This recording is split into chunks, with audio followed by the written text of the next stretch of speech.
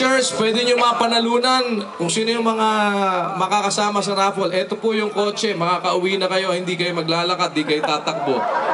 Pwede nyo na sakyan.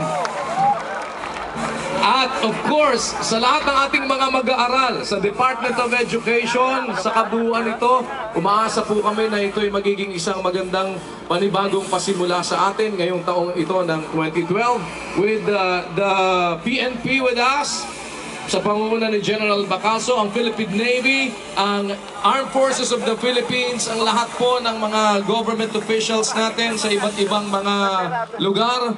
Of course, ang gusto namin ngayon pong ipakita sa inyo, tinatanong nila kung ano daw ba yung makukuha ng Department of Education na benepisyo mula po dito sa ating patakbo.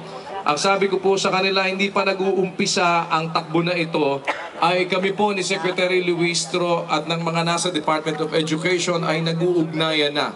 At nandyan na po ang mga iba't ibang mga lugar na nalagyan na natin ng mga computers at iba't ibang lugar na natulungan na po natin para sa mga classrooms.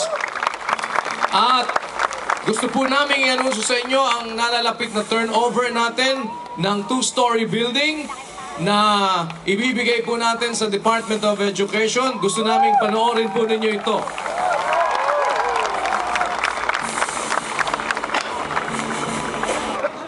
In the continuous pursuit in serving our fellow men, Mr. Public Service once again pioneered a series of charitable works in helping the educator sector.